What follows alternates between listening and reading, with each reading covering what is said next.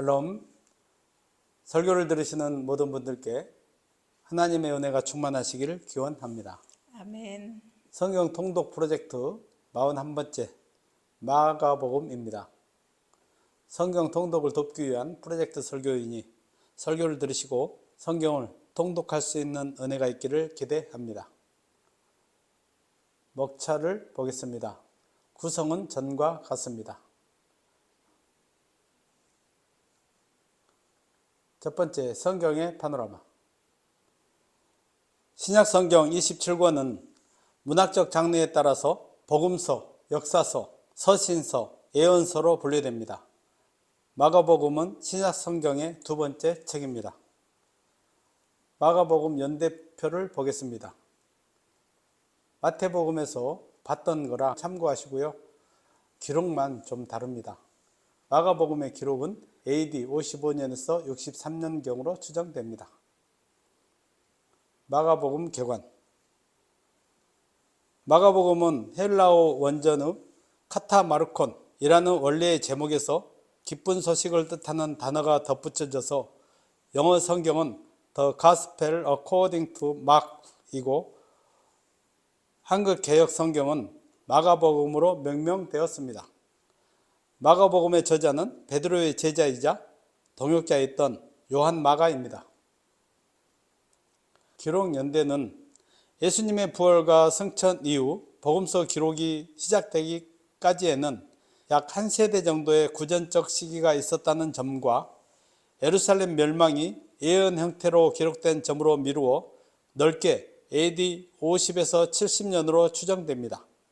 또한 로마 정부의 대대적 핍박이 임박 혹은 이미 시작된 시기라는 점과 마가복음이 마태복음에 앞서 기록되었다는 신약학자들의 일반적 견해를 인정하면 AD 55년에서 63년 사이로 기록 시기를 좁혀서 추정할 수도 있습니다.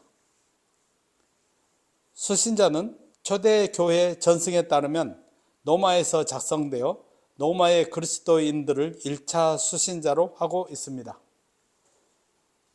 주요 내용은 예수님을 신적 권능을 행하시는 분 및 고난당하신 하나님의 종으로서의 예수를 증거하는 복음서입니다. 마가복음 내용 분해. 마가복음의 내용 구조는 크게 전후반부의 두 부분으로 나누어 볼 수 있습니다. 마가복음은 행동의 복음이라 할 만큼 예수님의 가르침보다는 기적을 행하신 행동을 중심으로 기록하고 있는데 이러한 특징은 전반부에 두드러집니다. 전반부를 세 부분으로 나누어 보았습니다. 전반부에서는 예수께서 기적을 행하시는 사역들이 빠른 템포로 전개되고 있으며 마가는 예수께서 행하시는 기적의 사역을 통해 그분이 하나님만이 하실 수 있는 일들을 행하시는 하나님의 아들이심을 증거하고 있습니다. 후반부 10장에서 16장도 세 부분으로 나눌 수 있습니다. 마가복음 후반부는 하나님의 종으로서 예수님의 순환을 통한 구속사역의 성취에 강조점이 주어져 있습니다. 마가복음 전체 분량의 3분의 1에 해당하는 분량을 고난주간인 마지막 일주일에 관한 내용에 할애하고 있다는 점에서 특별합니다. 그런데 그리스도의 고난을 중심으로 기록된 복음서이지만 죽임당한 그리스도께서 부활하셨다는 것을 제시함으로써 결국 예수께서 승리의 종, 영광의 종이 되셨음을 증거하고 있습니다. 마가복음 포인트 체크. 사복음서는 공통적으로 예수님의 사건을 핵심적으로 다루고 있지만 저자에 따라 관점의 차이나 강조하는 바가 다를 수 있습니다. 그러므로 우리는 예수님 사건 자체를 포괄적으로 이해하여야 하는 동시에 네 복음서 각각의 독특한 관점과 강조점도 깨달을 수 있어야 합니다. 마가복음은 전체 분량의 약 40%가 십자가 고난의 기록에 할애할 정도로 그리스도의 고난에 집중하고 있습니다. 이는 마가복음 기록 당시 로마의 그리스도인들이 처해 있는 상황을 참고해서 이해할 수 있습니다. 당시 로마 교회의 상황은 폭군 네로에 의해 대박해가 임박하였거나 이미 시작되고 있는 상황으로 그리스도인들의 운명은 풍전등화와도 같았습니다. 마가는 이러한 위기의 상황에서 고난받는 종으로서의 예수님의 모습을 특별히 강조함으로써 그리스도인들을 위로 격려하고 그들에게 신앙의 용기를 북돋아 주기 위해 기록하였습니다. 마가는 하나님의 아들 예수 그리스도 복음의 시작이라는 표제로 예수께서 하나님의 아들이시자 그리스도이신 것을 밝히고 있습니다. 이는 당시 시련 속에서 흔들리는 로마의 성도들로 하여금 그리스도께 대한 신앙 고백에 견고히 서도록 하는 의도가 담겨 있습니다. 특히 마가는 간결하고도 긴박감 넘치는 방식으로 예수께서 하나님만이 하실 수 있는 기적적인 일들을 행하셨음을 제시하고 있습니다. 이는 구약의 예언에 관심이 많은 유대인들이나 혹은 철학에 관심이 많은 헬라인들보다는 행동에 관심이 많은 로마인들의 성향을 고려한 것이라고 할 수 있습니다.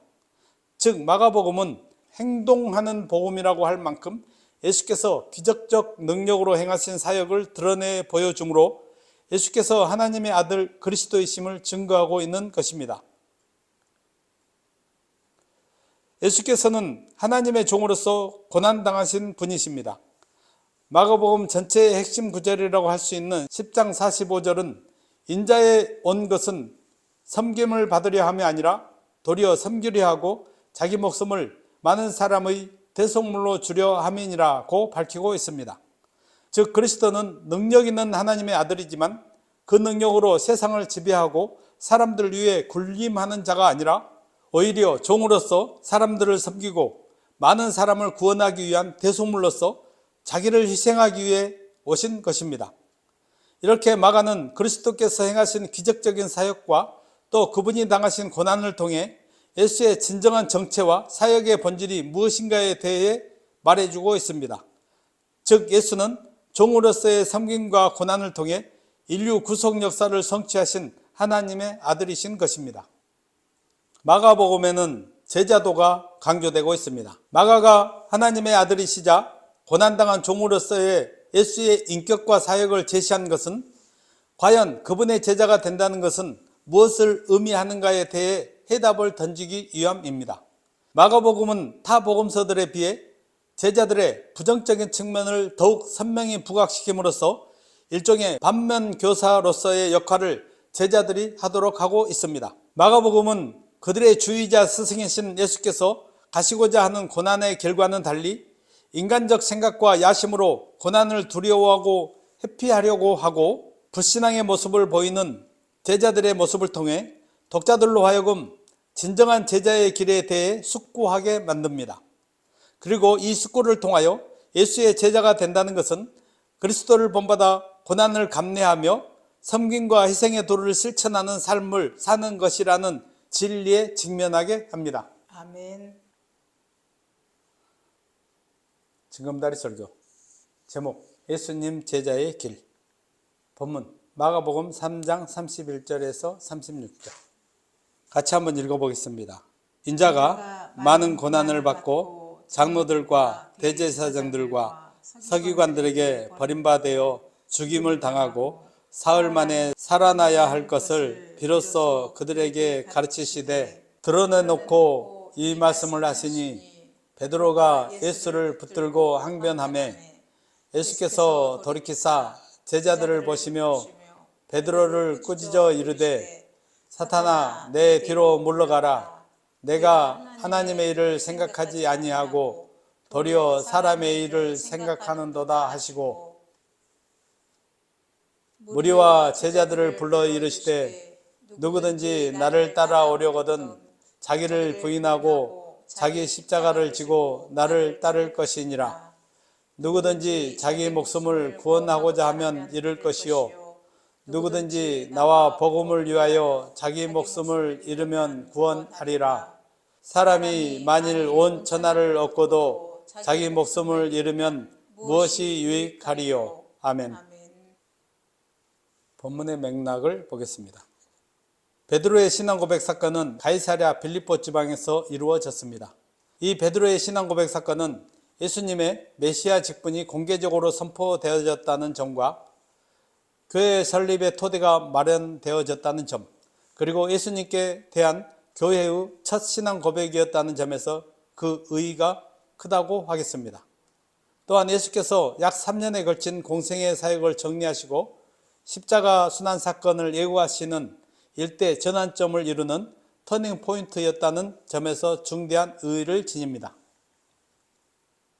예수 그리스도의 갈릴리 후기 곧 제3차 갈릴리 사역을 보도하는 6장 7절에서 9장 50절은 예수님의 사역에 대해 전환점을 이루는 베드로의 신앙 고백 사건을 다루고 있는 8장 27절에서 30절을 기준으로 전 후반부로 양분됩니다. 그런데 제3차 갈릴리 사역의 후반부에서는 이제 예수님 사역의 무게중심이 기적을 행하신 하나님의 아들에서 고난받는 종으로 다수의 무리에게서 소수의 제자들에게로 옮겨지고 있습니다. 본문은 베드로의 신앙 고백 사건을 보도하고 있는데 마태복음 16장 21절에서 28절과 누가복음 9장 22절에서 27절과 병행을 이루는 부분이기도 합니다. 주요 내용은 예수님의 첫 번째 순환 내구와 베드로의 만류 및 그에 대한 예수님의 책망, 그리고 그와 관련하여 주신 제자도에 관한 교훈을 소개하고 있습니다. 예수님께서는 그리스도로서의 자신이 가야 할 고난의 길과 자신을 따르는 제자들이 가야 할 제자의 길에 대해 거듭 강조하며 가르치십니다. 설교 본문의 포인트 및 적용.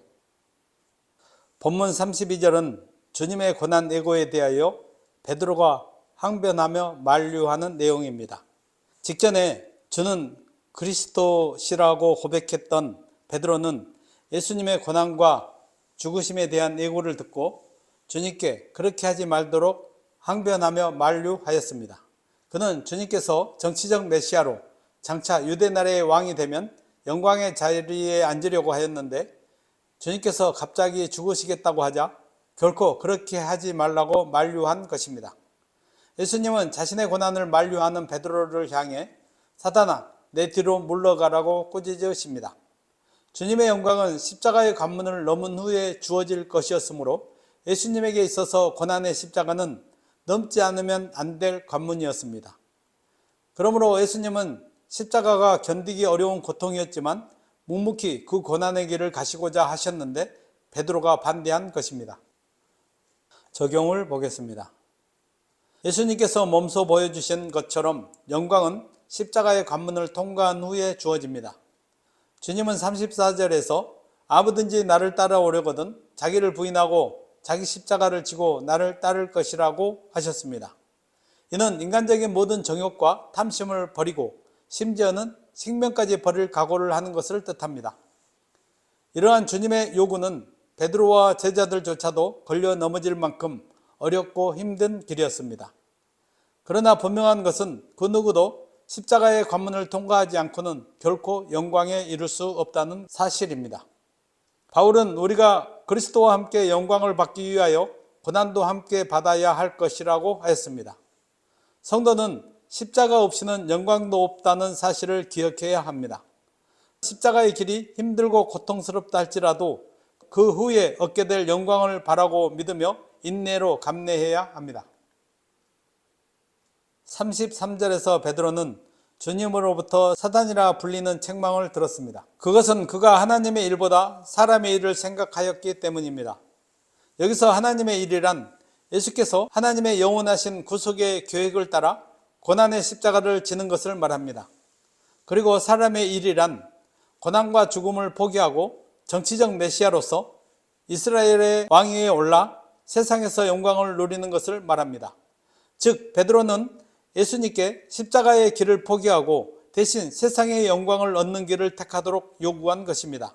그런데 이것은 광야에서 사단이 예수님을 시험할 때 한 말이기도 하였습니다.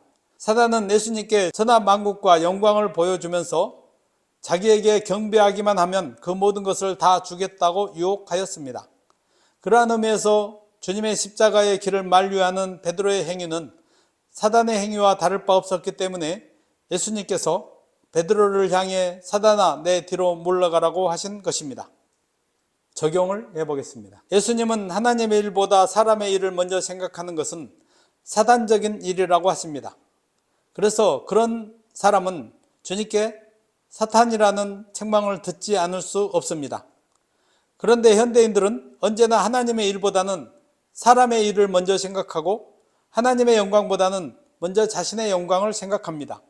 사람의 일을 하나님의 일보다 먼저 생각하면서 살고 있는 성도라면 주님께 베드로처럼 사탄이라는 책망의 말을 듣게 될 수도 있습니다.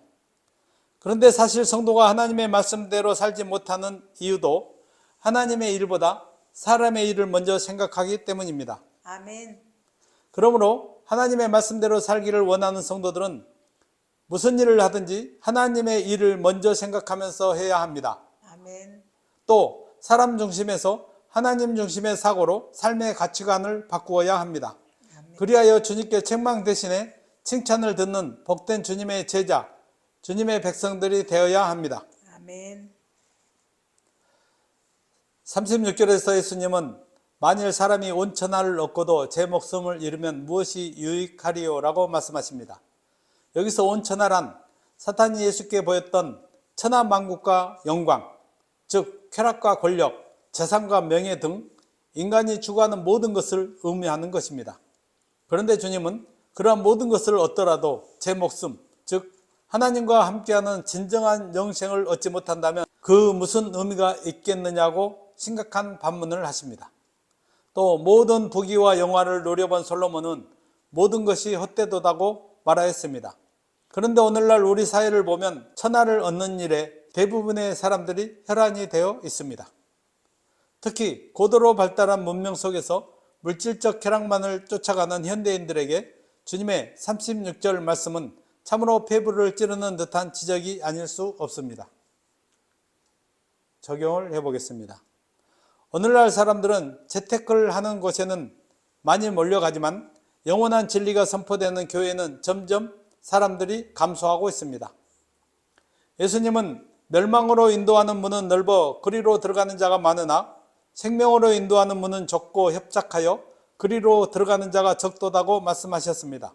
예수 그리스도를 만난 바울은 이전에 자기가 섭렵했던 모든 학문과 지식을 배설물과 같다고 말하며 이제는 어찌하든지 그리스도의 부활에 참여하려 하노라고 하였습니다.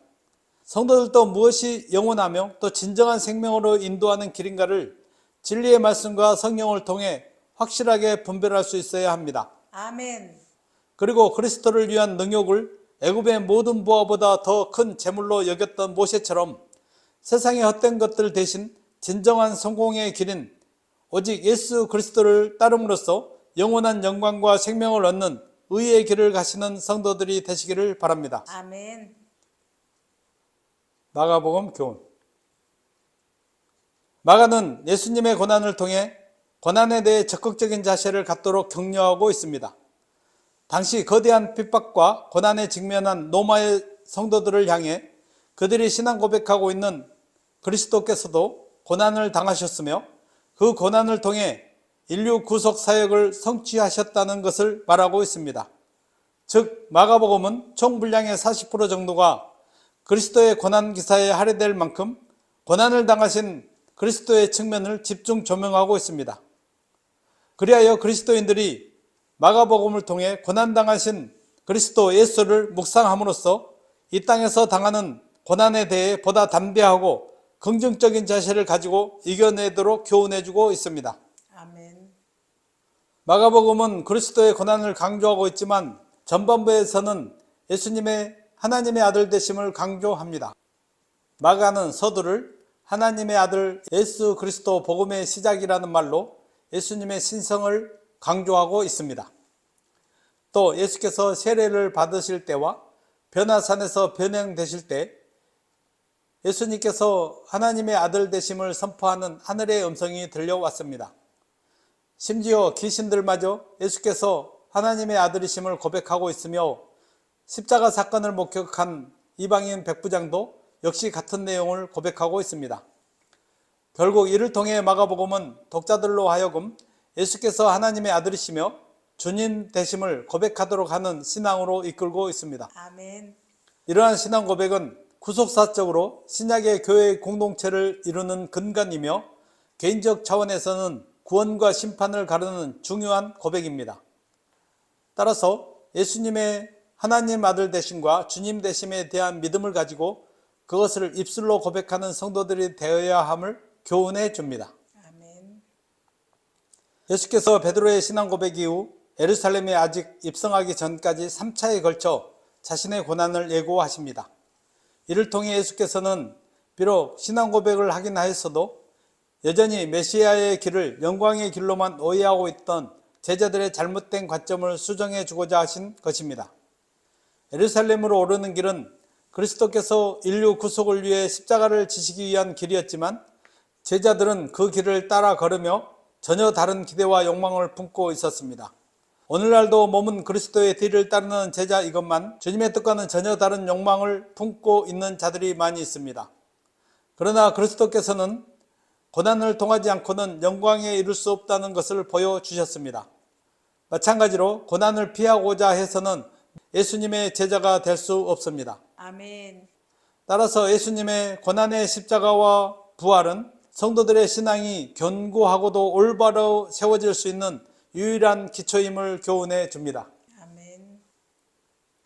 마가복음은 예수님의 고난에 초점이 맞추어져 기록되었지만 그러나 고난으로만 끝나지 않습니다.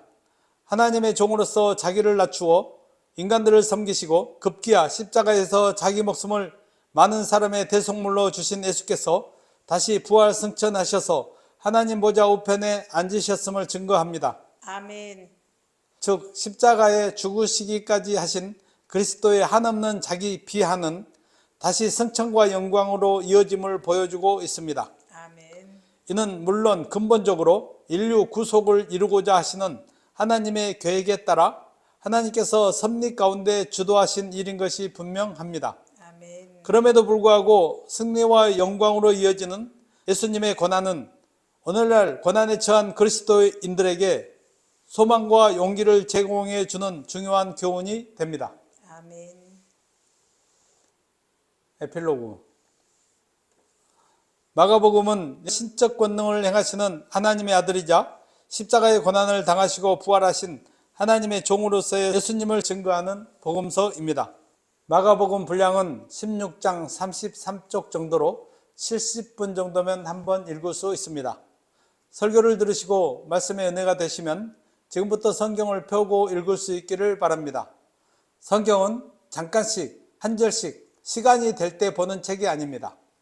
말씀을 읽을 계획을 세워서 하루에 1시간 정도씩 꾸준하게 통독하면서 성령의 감동으로 하나님을 아는 지경을 넓히며 하나님과 깊이 교제하는 성도들이 되시기를 기원합니다. 아멘. 말씀을 정리하고 마치겠습니다. 마가복음 전반부는 예수께서 하나님만이 하실 수 있는 기적적인 일들을 행하셨음을 간결하고도 긴박감 넘치는 방식으로 기록해서 행동하는 복음이라고 합니다. 마가복음 후반부는 그리스도 후 고난에 초점이 맞추어졌는데 십자가 없이는 영광도 없다는 사실을 알려주었습니다. 아멘. 베드로는 인간적인 생각으로 예수님을 만류하다 예수님께 사단이라는 책망을 받았습니다. 그러므로 하나님의 말씀대로 복된 삶을 살기 원하시는 성도님들은 사람 중심에서 하나님 중심의 사고로 삶의 가치관을 바꾸고 고난 가운데서도 영광스러운 삶을 살 수 있기를 바랍니다. 아멘. 설교를 들으시고 하나님을 믿음으로 예수님의 구원의 은혜로 성령의 능력으로 충만하시기를 주의 이름으로 간절히 축원합니다. 아멘. 아멘.